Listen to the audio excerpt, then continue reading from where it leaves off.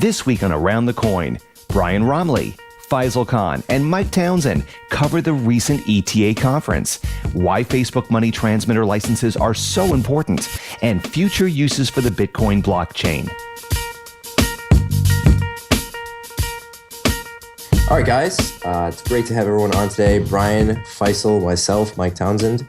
Today we'll be recapping Brian's experience at ETA. We'll be talking about Facebook's news, and the majority of the conversation will be around the uses for the Bitcoin blockchain. And with that said, Brian, why don't you start us off? How's everyone doing today? Doing nice. Good morning. Doing wonderful. Good morning.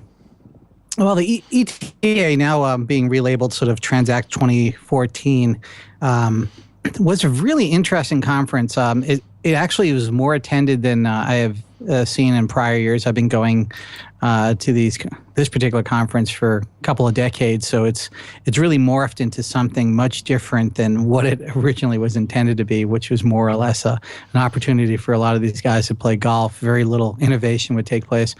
This year, there was a lot of discussion about the changes in the wind from the political standpoint vis-a-vis the Target breach that was on the forefront of everybody's mind.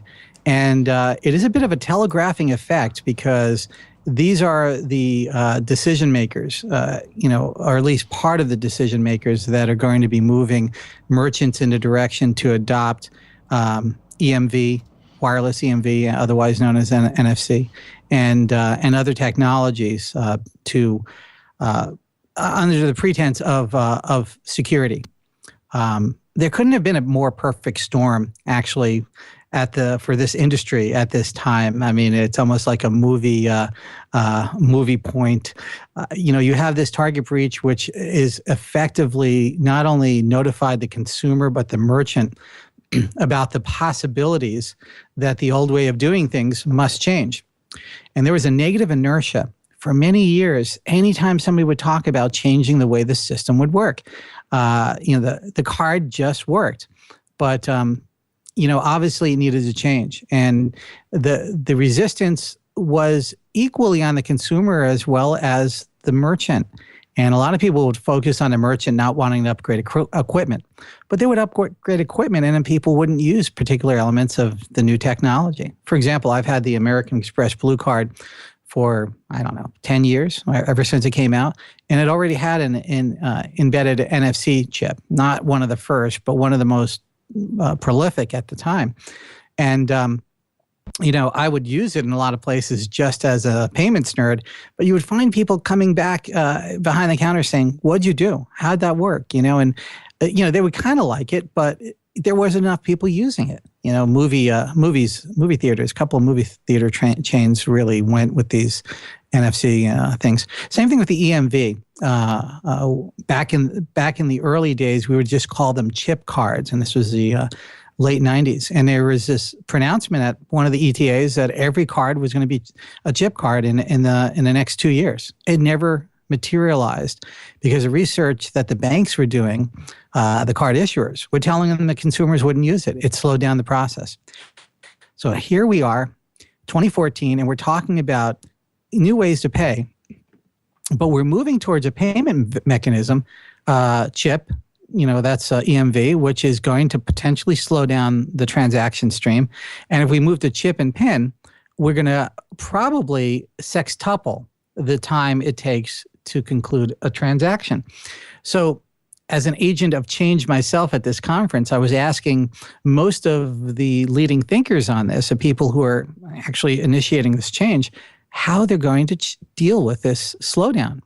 And a few of the retailers there was Target was represented and a few other very large retailers. And I had a moment to speak to the individual from Target. And I said, how's Target going to deal with this? And in a lot of ways, they don't really have a solution. They're hoping that their product MCX, which is sort of a group industry, Walmart, Target, and a few other large retailers are working on, they're looking at using that as a way to speed things up.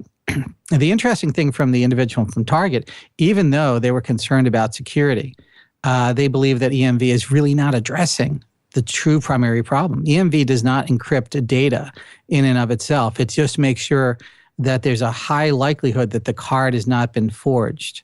End-to-end encryption and tokenization is really where the next level of securing the data would be. And there was a lot of discussions about that. In fact, Visa gave a keynote directly concerning that. So essentially what we have is, the discussions that we always have in this show is about payment innovation and all these great things that are going on. And here we have a show that's relatively innovative at this point, but they're talking about technologies that are going to substantially change the consumer and merchant experience moving forward.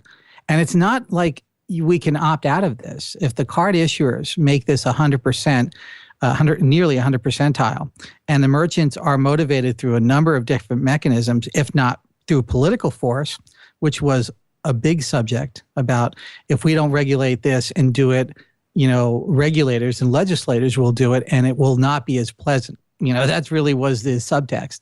So you have all of the various players sort of meeting at this endpoint. You have companies like Verifone who essentially own 90% of the terminal marketplace.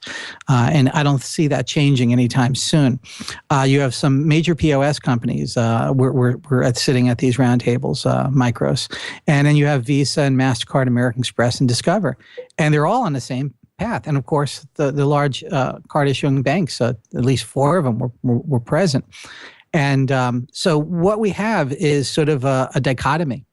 And I think that's an opportunity. So if there's one thing I can take away and present to our audience is look at the dichotomy of what EMV is, EMV with chip and PIN, and wireless EMV, which is otherwise NFC, which everybody loves to pronounce as dead. I mean, it's funny. I have a running list of how many people pronounce it dead. Really? And they always talk about it. Wow. They always talk about it from the perspective of, this is something that is cell phone based. This is something that's smartphone based. And I'm like, guys, it's not that. It's going to be embedded in most of these cards. It's going to be a EMV chip with an NFC chip.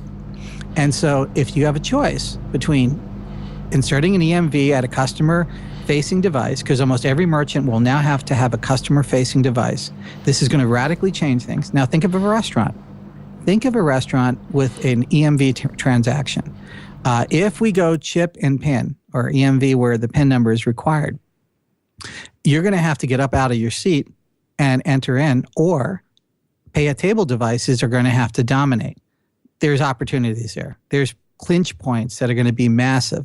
Okay, so if you have that opportunity, or if you have an NFC opportunity that's embedded in your card, which one are you going to take? What's the force of least resistance? Would you hold your card up to a device and allow that to go through and know that it's encrypted and you don't have to put your PIN? Or would you sit there, insert your card in, make sure it's being read, and then enter your PIN? My logic why do you says think it's going to go that way. Why do you think a lot of the guys are misaligned? Is it that they're so deep in the rabbit hole that they can't see what's going on around them?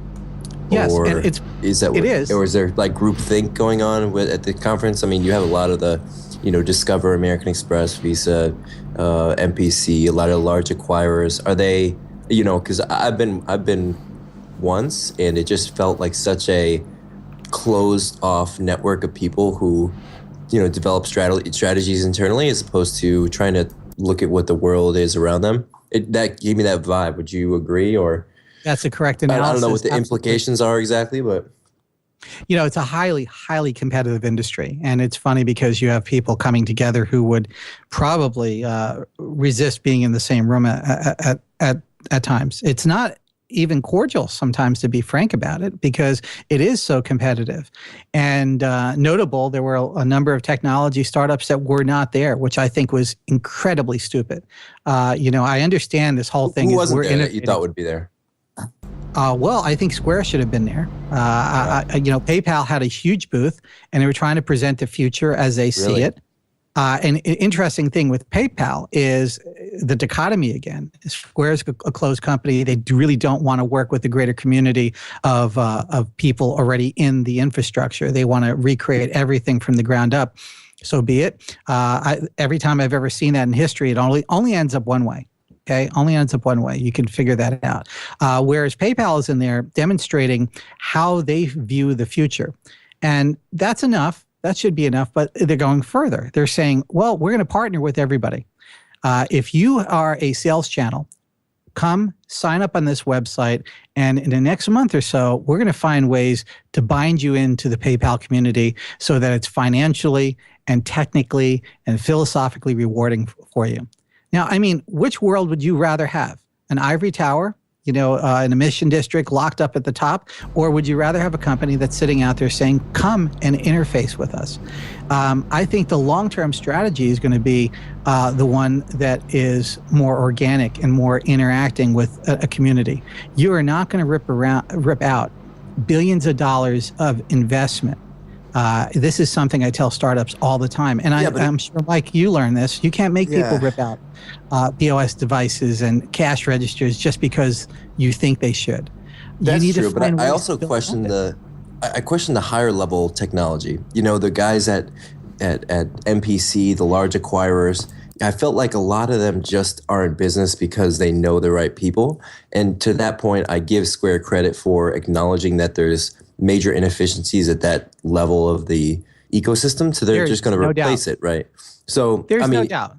The question is how big of a improvement in the existing system can you make internally, right? How much can you make it better or cheaper? There are real big benefits they're focusing in on, and then they're paying a price for that, right? Their price is distribution through sales channels, no doubtably. Sure. But it does feel like I commend their approach in a way by not going and. I do too, and it's very complex. Let's take a step back. First off, are there major inefficiencies in the existing infrastructure? Absolutely, profoundly so. A frustration of mine for decades, and without a really high profile and a whole lot of venture capital and the world behind you, you have absolutely no chance to gain attention. Jack did that, and he's brilliant for it. And I love what the company is doing on many levels. What I dislike about what the company is doing is the insular approach, and it's almost read as arrogant. And it's not just read as insular and arrogant to the people in the industry, but to the retailers that they need to convert. And this is a sort of a concept of we'll invent it and then we'll put it out there and then you'll use it. It's not this interactive approach of let's observe what you really need, let's try to build around it, and let's interact with developing it. So that's one problem. As far as what you were saying about what I would call the old boys network in payments, yes, absolutely. But guess what? It starts at the very top. It starts with the landlord. And the landlord is Visa, Mastercard, American Express, and Discover. They control this network. And the moment that you create true disruption to the Clayton Christensen level, right? He wrote the book on it. True disruption would be to replace every element within this channel. That means replacing Visa and MasterCard, and it means replacing the entire payment channel, or the rails that people like to call it. So why is it so sort of an old boys network in payments? Is because Visa and MasterCard have developed these relationships with people who are stakeholders. And it makes great sense for them to continue on these close relationships. What else is banks? Banks have always been an old boy network, and there's not much that's going to change about that. So when you have a startup company that wants to reinvent payments, great, thank you. I want to see that happen. I want to support it. But then does not have the ability to replace the entire payment channel. It is beyond ridiculous not to understand the dynamics of the different relationships. And by bringing in people who are incredibly brilliant on a technology standpoint, but have no clue what the infrastructure is like as far as the dynamics, the people involved, you're going to fail. You're going to fail. Brian, and we're already seeing it. Would you recommend someone going to this ETA? Is this the one conference to go to learn how everything works after this past experience? No. It is a conference that has nothing to do with technology at the greater extent. It's a conference to try to actually understand the topography of the people who are making decisions within this industry and the challenges you have as a startup. I think it's a remedial way to understand truly what you're facing in the marketplace. And in my view, a lot of companies that display there may not necessarily have something to sell, but they have a desire to try to interact with the community. I mean, PayPal has been displaying there for quite a long time. This is the first time they've had something to sell in a sense that they are coming, well, they had their gateway products, but nobody really wanted to sell them because everybody viewed PayPal as a potential competitor. But that flipped dramatically when PayPal became part of the Discover network. So the sales channels and the existing, distribution mechanisms are being made profitable by selling PayPal acceptance at retail. Now, why is that important? Because PayPal acceptance is essentially going to be ubiquitous within the next 2 years. Ubiquitous enough to equal Discover. So, and Discover is about 95 percentile. So in a space of 2 years, PayPal will have acceptance everywhere. Now, they will become a landlord. Remember, that's a landlord that gets control. I happen to have my own theories about what's going to happen to Discover because of this. I don't believe they're going to be an independent company for very long. It makes no sense because there's too many people that need that network, and we can already see who's got a closer tie. Needless to say, it might be a big bidding war. But the long story, the short story, the long story here is that you have a distribution pattern. Now, if you have an innovation platform like PayPal has been doing these last 2 years, and now with Rocky over there, turbocharging it, you're going to have some innovation because guess what? They own the entire stack. They, in fact, can be disruptors. And if there's a company that you should be concerned about in payments, if you're a startup or a legacy player, it should be PayPal. And the thing is, it didn't have to be that way. If a company like Square was a lot more open and understanding the ecosystem, PayPal couldn't have grown to the level that they did. Why did PayPal display here when they really didn't? Do they really need everybody to see what they're doing? No, they don't really need it. Are they just wasting money because they're a big company? No, they're pretty conservative about what they do. What they do is they interact with the community. They understand who can best benefit by their services. And they had an incredibly trained group of people at the booth that were able to figure out who you were in their ecosystem very quickly. And they took you through a demonstration of 4 stores. They literally had a cafe set up, a toy store, a bookstore. Cool. And so they make you download the app, which is brilliant. And very nice woman took me through the tour. She had no idea who I was until after the tour, and then it sort of changed dramatically. But it was really interesting. We downloaded the app. I made sure I erased it before I got there because I kind of anticipated this. And I wanted to feel the entire experience. And she took me through ordering a cup of coffee and then ordering a sandwich, which, I could have, I was actually a store in the hotel at the Mandalay Bay cafe that you could have ordered a sandwich and they would have paid for it, but I didn't want to leave the conference. But anyway, that was another demo to actually go out into the real world, and the sandwich would be ready and you just walk up. They had a little line. So are you ordering, what is PayPal pushing now? They're not pushing order ahead. They're not pushing NFC. Are they pushing just the in-store POS? They're doing order ahead. They're doing in-store POS. They were doing PayPal beacons.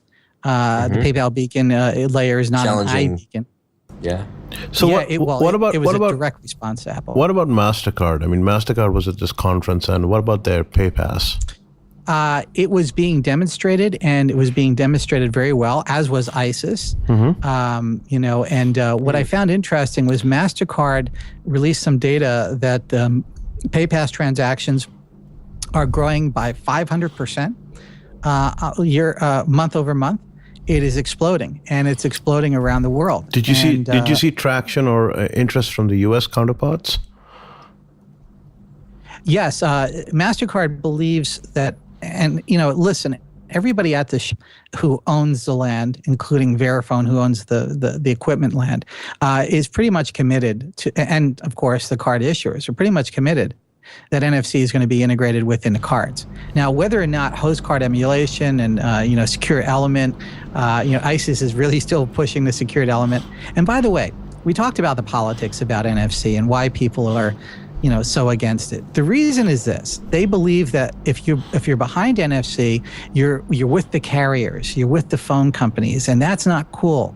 And that's not at all what NFC is about. And they're saying, well, it's not solving a problem. And I go, in what world?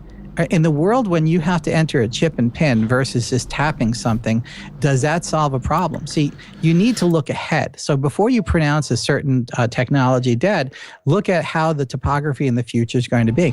And that's the usefulness of being at these shows. It's not necessarily as a startup to go there and say, ooh, that's a great idea. It's to learn about what's being planned. Every person that I know who attended Transact 14 did so more to network and just find out what's going on, not really to go there and solve a problem in technology or payments per se, but most of the people went there just to network, get to, shake hands with the big boys and girls, and just sort of get a sense of what's going on in the payment space.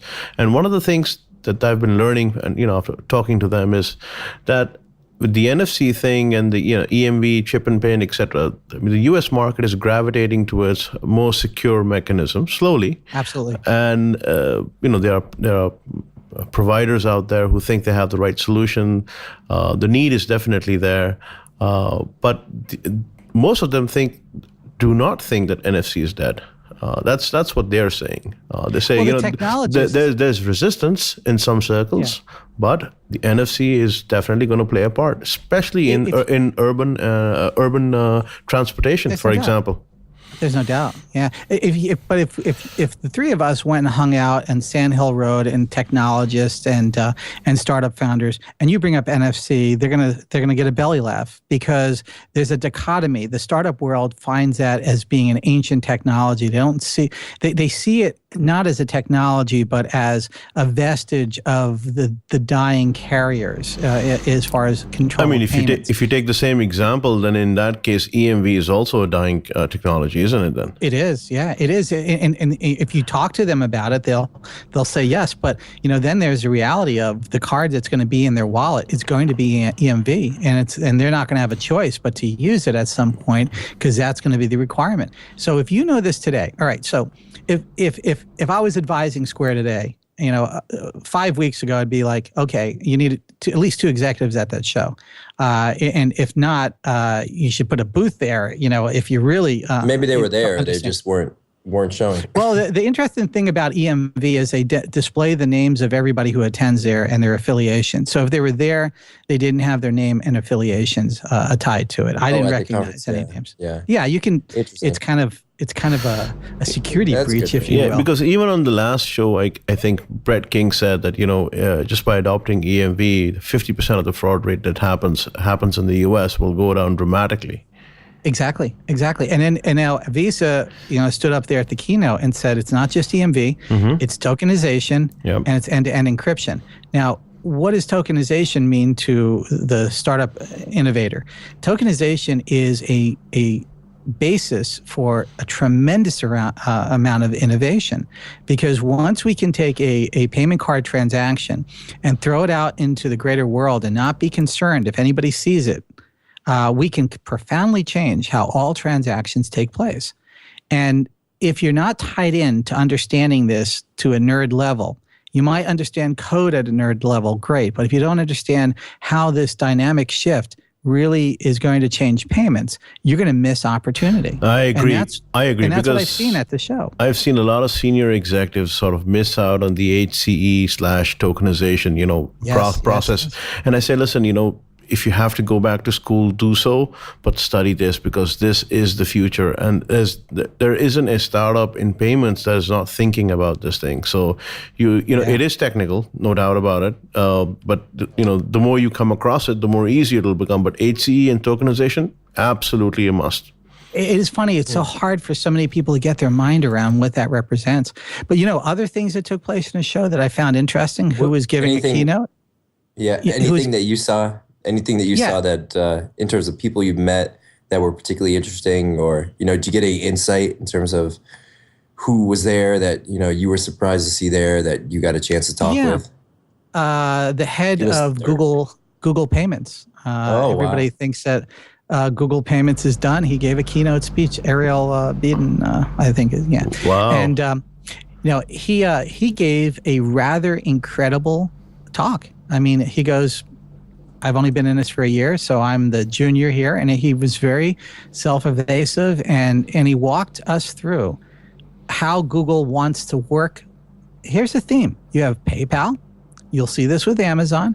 You're going to see it with Google, and you're going to see it with Apple. There's only one company you won't see it with. All of these companies want to work with infrastructure because they're wise enough and they have experience enough with the right people at their company to want to work with. So here's Google coming into what everybody thought was a competitor. And here's what Google said. We want to touch nothing on merchant processing side or issuing side. We want to be a facilitator. We want to work in the middle to build this. And guess what? And by the end of this year, we're going to see somebody else say that. It's going to be Tim Cook. Exact same language. We're going to be a facilitator to make this happen. When Amazon finally makes their announcement, they're going to say the same thing. Now, this is going to be bizarre for a lot of people to figure Amazon's going to cover the back end of payments. Perhaps not. But Amazon's been very quiet for a long, long time. I think it's going to be interesting. Faisal, what do you think Facebook would say about that? Well, I was just revisiting Facebook's public filing that they do every now and then, and last year, 2013, the first quarter of that, they were short about 17 licenses for the money transmitter, and I revisited filing again in December, and guess what? They have all the licenses now. So they have licenses for all the 50 states. They also have a license for Puerto Rico and the U.S. Virgin Islands. Wow. So this is 2014. In 2014, they got about 5 or 6 licenses. They got North Carolina in January. They got Puerto Rico and Virgin Islands in January. They got Tennessee in January. I'm just going through my list. Faisal, this is groundbreaking. Why is this not headline news? This is massive. I posted about it, but I'll tell you something else that's news to will be news to a lot of people. Guess who's hiring in the payment space big time? Who's that? Microsoft. Microsoft seriously started recruiting in the payments. Fashionably late to the game. But hey, they could just skip over the version 1 and 2 and just go directly work on version 3. So.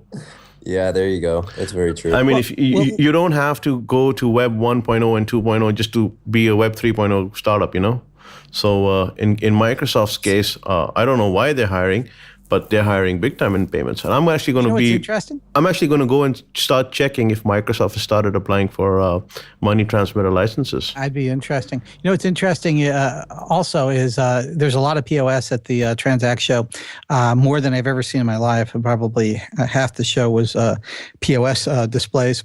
Powa had their POS. Clover had this incredibly beautiful, brilliant design. I encourage anybody listening to me to go out the and Apple, they're like this. the Apple in POS.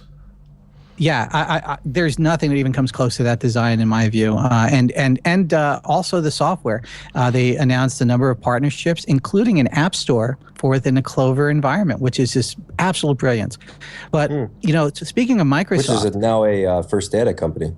It is now owned by First Data, but operated independent and very entrepreneurial. I was extremely impressed by the wherewithal of all the individuals I talked to, primarily Melissa's head of business development. She's extremely brilliant and understands the topography. I think they're going to go very far with this. I think they have some bumps ahead with pricing and market segmentation, but they have the largest payment processing company in the world behind them, so let's see what that does. But here's the interesting part about POS systems is 96% of all POS systems in the marketplace in the United States are XP-based.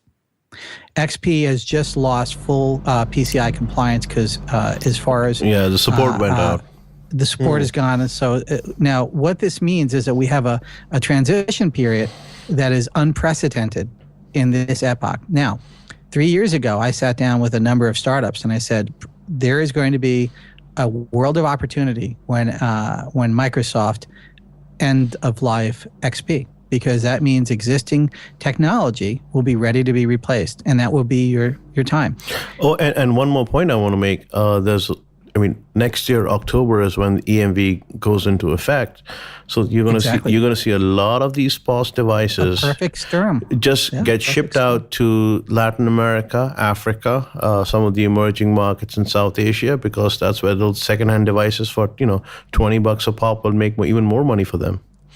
Yeah. So it's going to be a perfect storm where technology has to change because of end of life of an operating system, and technology has to change because of security. But what's funny is a lot of the people who I would have liked to have seen have hardware there for the next generation aren't there. And the hardware is not robust enough. It's not scalable to be at these larger retailers. So that race is going to be won by somebody else. When do you think when do you guys think Facebook is going to that might happen? Who knows? A merger. Facebook, PayPal. When do you think Facebook is going to do something with these money transmitter? What's their big news going to be, or how would they roll this out? Just send a message to everyone. No, three scenarios. Three train of thoughts, rather. First is people say they will not get into payments, period, which I find very hard to believe. Second, they will probably work with the likes of, let's say, Western Union or PayPal even, or someone else, and sort of experiment on their platform. And third is eventually they will figure out certain markets. They probably will not launch worldwide. It's just too big of a task unless they go with someone like Western Union or RIA or MoneyGram. But they'll probably launch in some markets, US, UK, Canada, Europe, and offer payment solutions on their fabric. But I mean, they have the licenses for it, so there has to be some need for it. There's a blueprint. Mm-hmm. There's a blueprint in Facebook that probably details this in very, very exact way, but no one knows about it. Interesting. Yeah, very interesting. All right, that was a great recap. Let's do this. Let's pivot a little bit. And I know we wanted to, before the show, we were talking about all these fantastic ideas for Bitcoin blockchain, and we want to save some time to dive into those. I think Bitcoin's, I think, just a representation of cryptocurrency, which is the much better way of transacting money. And Bitcoin now obviously has the largest traction. But with that said, I think there's a lot of innovation that has yet to be realized. And we spent some time over the last week, the three of us, just exploring and, for the last 2 years at least, thinking about what these future ideas could hold and these opportunities would be in different areas. What do you guys think? I mean, what stands out as some of the big blockchain innovations? Here's my issue that I would like Brian to address. As Bitcoin gets more mainstream, we will see more nano transactions, micro transactions. That would result in the blockchain handling thousands and thousands and tens of thousands, millions of transactions. So the miners who are currently running the blockchain, would they be in business or out of business? The blockchain would get ridiculously large in size. And you imagine a ledger for the entire world for payments. So what will happen? Will Bitcoin fork out into, will blockchain fork out into something new? Will you have multiple blockchains or multiple ledgers that will come into play? How does that work out, Brian? That's a brilliant question, Faisal, and it's something that's been thought about from all the way down to the inception point to today. There's no doubt that under current infrastructure, the blockchain would be profoundly impacted if nano and microtransactions were a predominant part of the system. It just makes no sense. So what are the solutions? Well, there's things that are being called side chains, which is a asynchronous but sequenced chain that is off the blockchain. And the blockchain would only represent some form of abstraction of what's really taking place. And the side chain would hold the data, and you don't necessarily have to have access to that unless you want. The other thing is, if you've ever tried to download a locally resident Bitcoin wallet in the last couple of days, months, even on a relatively fast computer and a fast connection, it is a 3 to 5 day procedure. That's if you're lucky. I did it about January this year. Took 16 days. 16 days. Yeah. See, now, And I have a decent connection, but it was just that it just took so long. Yeah, there's a lot of reasons for that. And obviously that's broken. There's no other way to explain that. And that is only going to grow profoundly larger over time. So if you have side chains, how do they make money? Well, the side chain if you're referring that the side chain is going to hold historic data, is that what you're saying? It can hold anything. So so what's the incentive for someone to hold historic data, which is going to be in gigabytes and terabytes and what have you? It's interesting. There's going to be a lot of different debates about this, and this by no means has been decided. At this point, there are some local events that Galvin and the other guys are that are leading this now. They're going to have to look and take a few steps back on what they view Bitcoin as. I mean, I've always viewed Bitcoin as a container that happens to hold a theoretical value to legal tender at times. But it also becomes a container that anything can be held in. Anything where you need trust and verification and permanent record. Mm-hmm. And if you go through that thought experiment, myself and my colleagues for the last 3 years, essentially, have been going through these thought experiments and what can go through there. Now, I've produced 370 distinct possibilities of use cases for that. And, all of them are, if they were implemented within a blockchain proper, would substantially create challenges. So tell us some use cases. Well, yeah. Let me take a couple of steps back real quick, though. Mining is always going to be there because there are going to be confirmations. Mm-hmm. Mining is going to get more difficult, but as the difficulty increases, the usefulness of each individual miner becomes obviously lower. But over time, the potential of return on investment could rise for a number of different reasons. Transaction fees. Mm-hmm. Transaction fees are going to become, right now up until recently, they were much higher than they should have been. And now they're being more pinned to a dynamic system. But in the future, those transaction fees could represent a significant source of income. The reason why miners are getting paid, by the way, is they're not really mining. They're stitching together the blockchain through guessing of the nonce and algorithm that they're producing, a guess on what the next block is going to look like. And then there's a consensus and confirmation. I don't want to get into minutiae of that, but basically they're performing a very valuable function, and the reward for all of that effort, and that effort is building the hardware and the software and the energy and the mental energy necessary and the physical, electrical energy, and they get rewarded. Today, the reward, because of the low value of Bitcoin and current epoch, is in a $400 range, is not as big a great as return. But if you're earning, say, 25 Bitcoins a year, and it's worth $400 a Bitcoin, and you paid $6,000 for your miner, maybe not a good return. So it could grow. No, fast forward. Sure. 5 years. So the hash rate has climbed up. There makes I don't want to think about it. Yeah, right. So it makes no sense. Brian's out of business. Well, it makes no sense for someone even with a GPU or multiple GPUs to even hook up their rig. Could do anything. So what's the incentive? I mean, they made some coins and out, because it seems that somewhere down the line you will have corporate entities, data centers that would just specialize in Bitcoin ledger maintenance. A lot of this has been predicted, and right now, when you look at the energy use cases of all algorithmic currency mining, it could power a dozen cities. I could see companies like Cloud. SoftLayer or Amazon or Rackspace entering into this business and saying, we are now the authorized, ledger keepers or bookkeepers, if you will, of Bitcoin ledgers. It's because they'll have the hardware, they'll have the data central, they'll have the speeds, the bandwidth, the uptime. Yeah, these theories have been postulated a lot.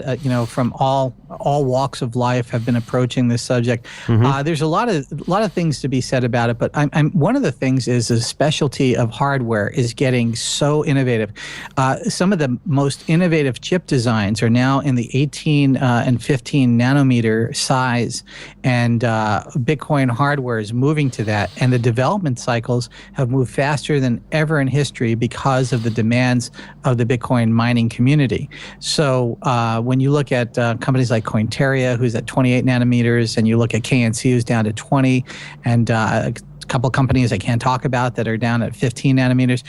What that means is as the chip dies get smaller, the energy uses get lower, and the speed rate increases quite a bit more than logarithmic at times. So you have to kind of look at the innovation cycle and Moore's law could very well, and we haven't even talked about quantum computing, and I can't talk too much about it, but I can tell you that there is a lot to be said about that. Now, one would argue that quantum computing could potentially invalidate Bitcoin. That is an invalid theory. That's going on a tangent. Let's get back. Yeah, use cases. So one of the interesting things is the fact that we hold a great deal of financial data, in all desperate parts of our lives, right?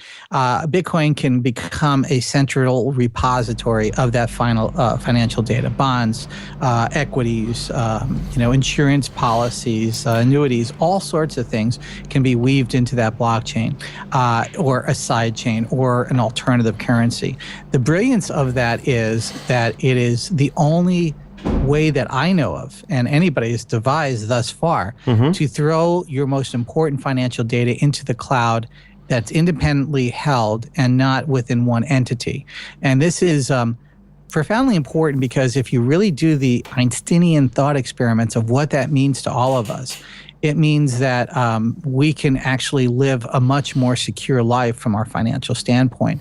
But, that's the low-hanging fruit. I think that's pretty logical for people that's going to happen. What if I were to ask you, these examples we all know, supposedly the bonds, the real estate, the voting, etc. will come. But what about examples from the current day in life? Things like transactional banking information. Do you see those types of transaction sets getting juxtaposed onto the Bitcoin blockchain?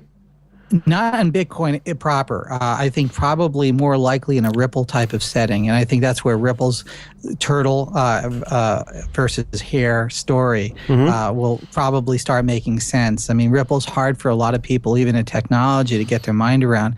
But the premise is the ability to move data around efficiently and to encode it so that it's out in the cloud and it's not controlled or owned by one entity. This is the part that's very much missed. And I think as we start looking at how governments are going to use this, it makes a great deal of sense for land titles and other types of governmental official transactions to be encoded in this manner.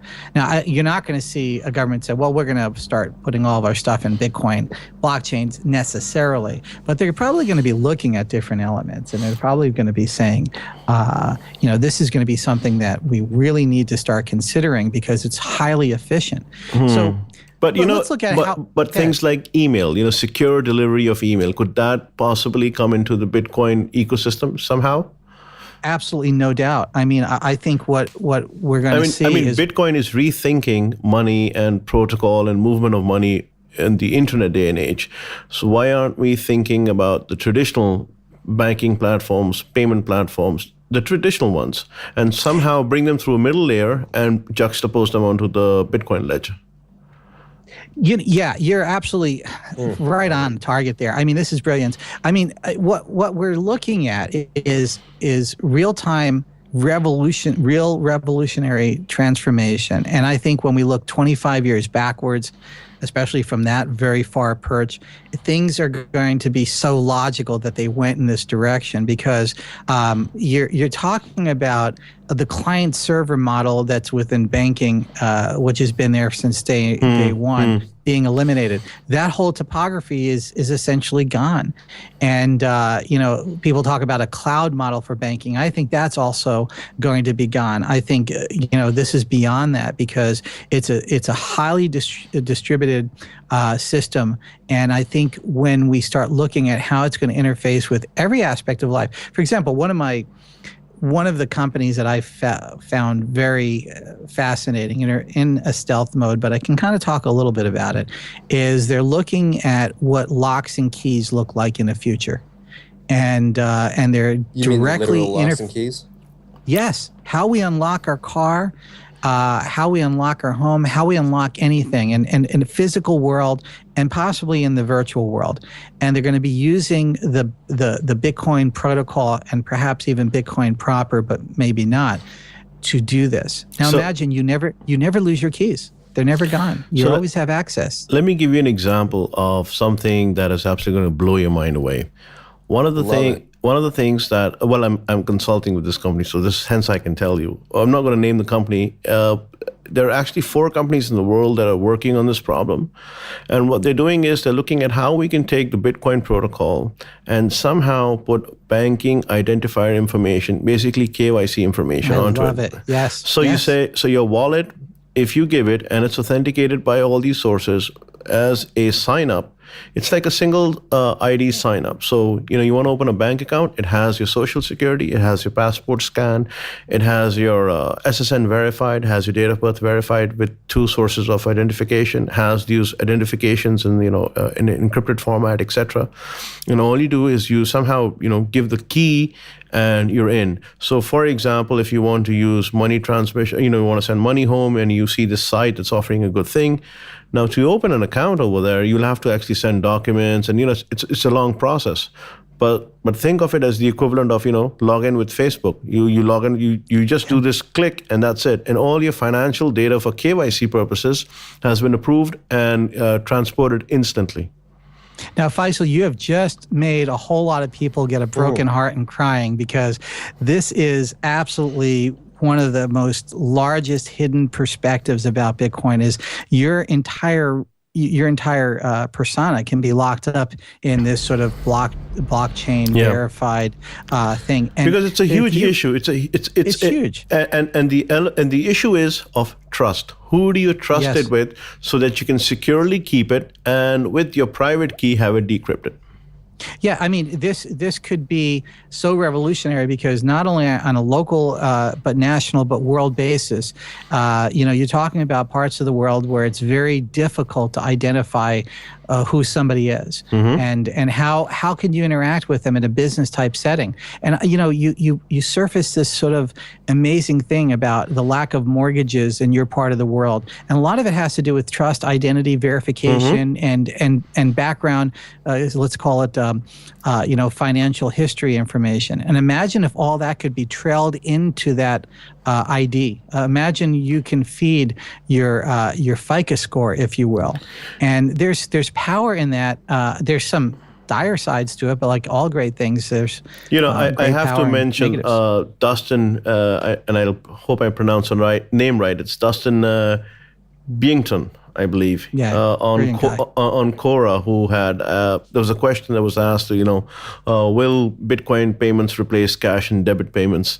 And towards the end, he just, writes a sentence in his answer. It says, I predict the main boon from this technology is for a use case that has yet to be invented.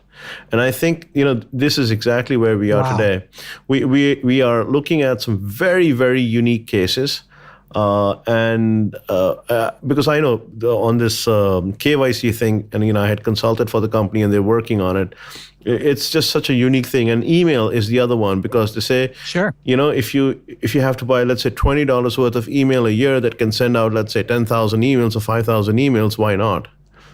It'll just kill spam, guaranteed delivery, security, et cetera, et cetera.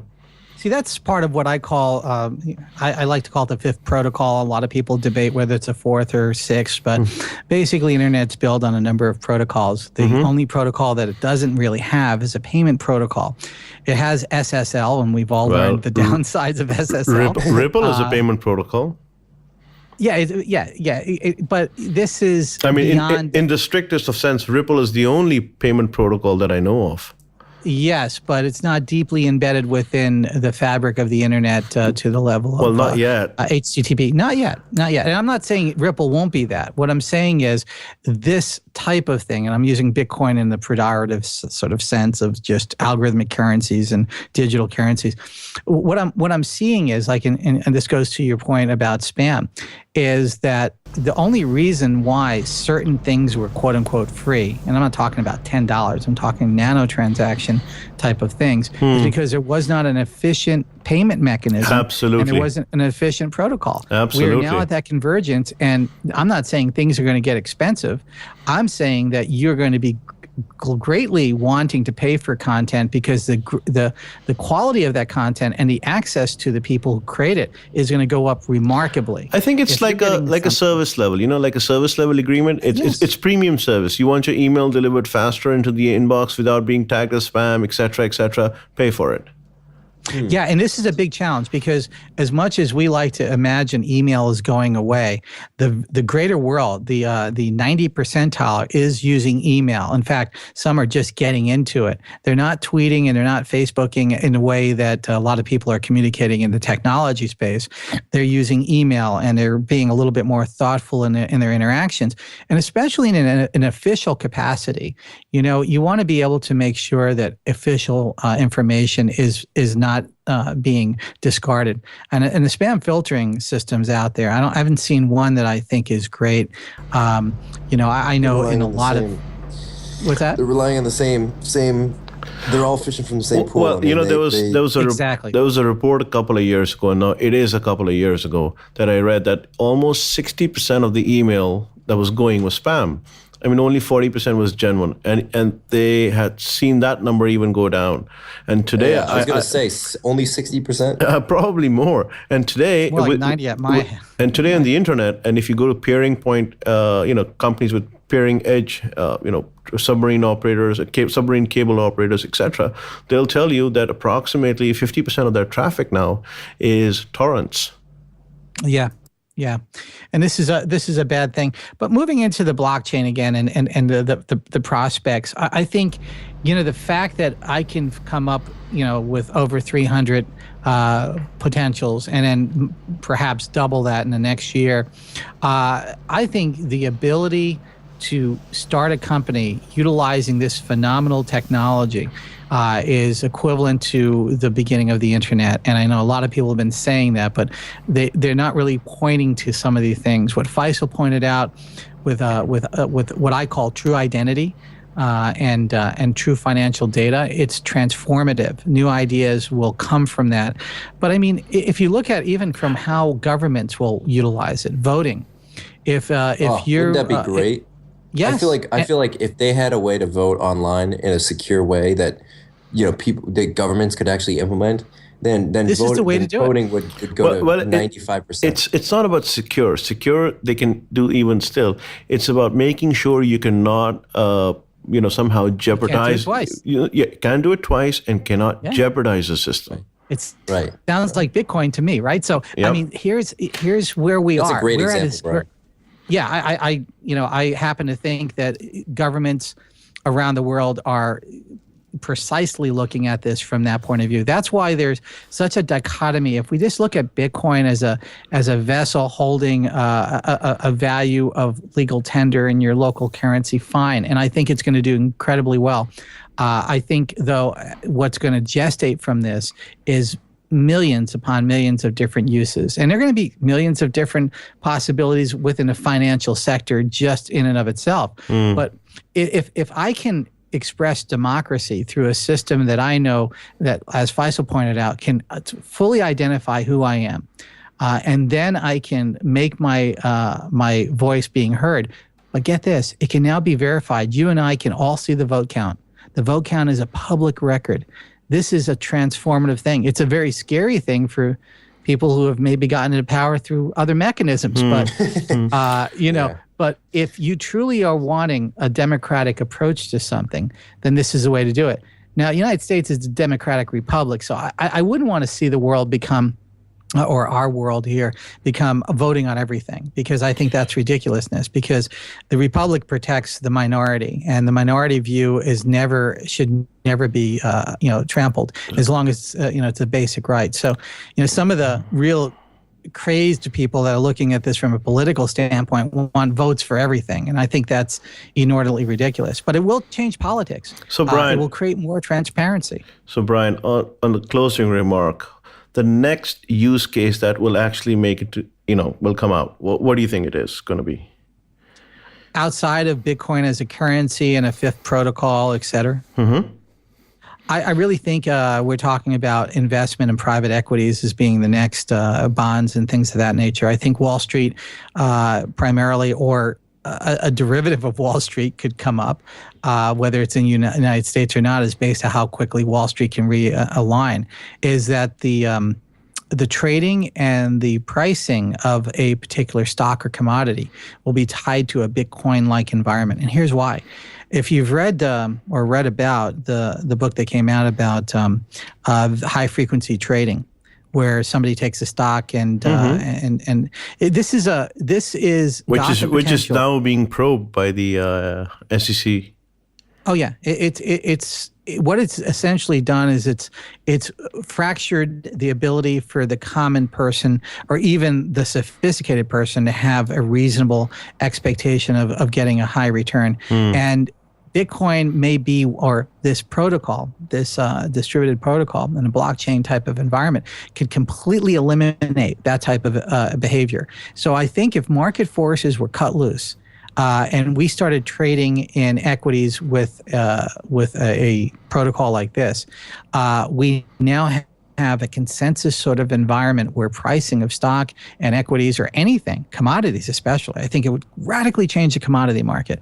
You would be able to now know that equal knowledge is spread across the system instantaneously, which is really what the fair play is about the stock market. Of course, there's always going to be the outlier of inside information, but that would be transferred to the entire world instantly as somebody starts to take use of that inside information. So it eliminates the ability to somebody have a faster communication link. The reason why some of these instant trades were able to take place is they literally located within microseconds away from the communication centers of these various exchanges, and they were just playing within those microseconds of transactions, and literally just being a parasite, in my view, on the entire financial system. So I think if there is enough desire from a political standpoint to change this, otherwise we're going to damage our markets, and if there's enough desire for Wall Street to say, okay,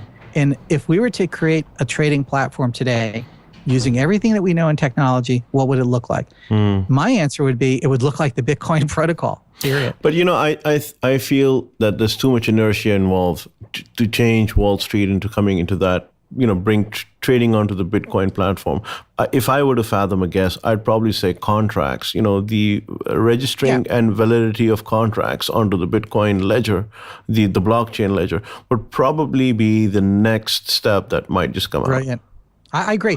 And really everything is a tort. Everything is a contract too. So I would have to fully agree that that's part of this. I mean, land contracts, land title contracts. Titles, mortgages, the interrelation, and talk to Keith with his new, purchasing of homes company about that. But anyway, taking a step back, right? If Wall Street does not act, the free market, especially in the Silicon Valley, is going to react, and somebody's going to arise. And we're already seeing this with crowdfunding and the opening up of the ability to underwrite companies. A secondary market would develop, and Wall Street would have no choice but to emulate it or to acquire it. Not to take it down, but it would take a life of its own. I think if you and I knew that we could buy an equity in a fair market where everybody's getting equal knowledge of transactions exactly at the same time. And it's not rigged. There's not somebody there looking at it before they go and put it out. I mean, the whole idea of the 15-minute delay, if you remember, on the quotes, was to give brokers an advantage over the greater world. That's all it was. It was like, you commoners aren't. What you're saying, what you're saying sounds a little utopian to me. But I do think eventually it will probably go there. Yeah, I mean, all of it is. I mean, we're speculating way out into the future, but also, I'm just looking at gravity.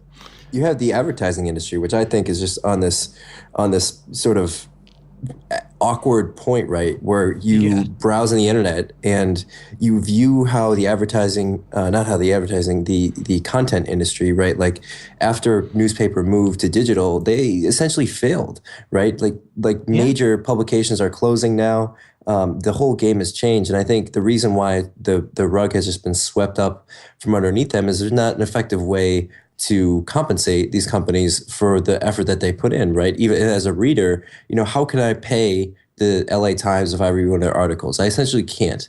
I can look at a 30-second ad and get frustrated with it, but that's far from an idealistic experience, right? I want to compensate in some small amount. So I think the ability to give what you can, or set your own rate, or have a variable pricing procedure in place to compensate these publishers. I mean, that I think in itself could be one of the earliest adopters, right? Because the financial basically a 1 cent payment. You're 1 cent. I want to pay 1 cent, but there's no. It could be nano. It could be below that. But Mike, now let's flip that around. You're the advertiser. Now, how would you use that notion that the advertising is being extracted from that environment? How do you now, in this modern world with this sort of payment vehicle, how do you now attract the ability to get somebody to know about your products and services? I mean, the noise level is higher than it's ever been in history. You and I want to extract that from our world, but how do we discover new things? Well, I think everybody thinks it's social. I think if you look at Reddit and the whole concept of tipping over there, that's your starting point. Yeah. Oh yeah. Mm-hmm. And there's a difference between advertising and content, right? Advertising is getting your products in front of the right people. Generating content revenue is, major publications, LA Times, New York Times, Wall Street Journal, all these guys being able to monetize their content. I think that's really the early adopters. Those guys need a better way. What would an advertiser need to do in this context to reach you with their message? And knowing the fact that you would resonate with their message. I'm not talking a shotgun. I'm talking they have reasonable knowledge that you want to hear what they have to sell you. How would you reach? How would you see that in Sure. this I mean, I look at the general transparency of the internet, right? I'm going to find through my social network and those people that I follow, the content that they read, and I'm going to check that out. And if I find it interesting, I'll stay there. I'll bookmark it. And I think that's, that happens. You know what I found interesting? What I find interesting is as our social networks grow, recommendations of products and services become less and less. And even though people might reach out and say, hey, have you ever bought this car, or what do you think of this? Even that type of traffic is going down. So in my view, at this stage, some of the hopes of what social signals would have meant for marketing has failed. And I think we're seeing that in Twitter. I mean, Twitter is collapsing. Well, I'll give you an example. I downloaded this app called Mars Edit, and it allows you to publish on multiple blogs. And I was having an issue with it. I was actually decompressing with the incorrect tool, and it kept on crashing. And I posted a tweet about it. Any other alternates other than Mars Edit? And I reached out to these guys and I said, your app keeps crashing. And these guys, told me, well, are you decompressing it with their regular tool or something else? So, and I used the native tool and everything was okay, and it worked flawlessly. And then I tweeted about it. I wrote a post about it. This is something that the advertiser could, say, listen, if you just retweet and fix that, bad message of mine, that my app keeps crashing, etc., or if you post it, I'd like to pay you, 10 cents, 20 cents. Now, that's where it gets really scary, right? No, that's okay. I mean, in the U.S. you have protectionism. Those laws that you have. But this guy just basically genuinely wanted me to. I tweeted. he wanted to just give me something, 10 cents, 20 cents, doesn't matter. But the thing is, in the current payment systems, he cannot do that. With Bitcoin, he can do that.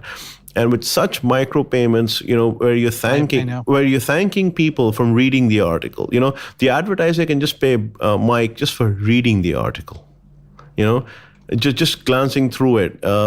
They may have some subtle subliminal messages in it. Isn't that amazing? Going back and forth, what they pay me, I pay them, but it's just small amounts that.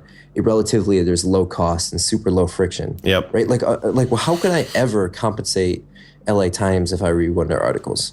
Exactly. Really, is me watching an ad? Does that matter to them? I mean, I think that's a topic for a next show or something. Yeah, I think we really could dive into what this all means, because I've been studying tipping mechanisms and micro nano transactions for quite a long time, and what we're seeing coming up organically, like Faisal mentioned at Reddit and Dogecoin, it's phenomenal. And the thing about it is, and we have to remember, is that just this concept will live on forever or for a foreseeable future. Yeah. That means content could be compensating someone for an inordinately long period of time. That long tail could represent quite a bit of money at a half a penny or a quarter of a penny at a time. But the question remains, what use does a publisher play when the creator of the content could be tipped directly, right? So if the bottom of an article had a Dogecoin address and the publisher is trying to sell advertising, if the content's good enough, the writer can be compensated immeasurably. So we're really decentralizing. We're decentralizing. A lot. I have an answer for that, but I'll save it for the next show. I love it. Keep us hanging. Love it. All right, guys.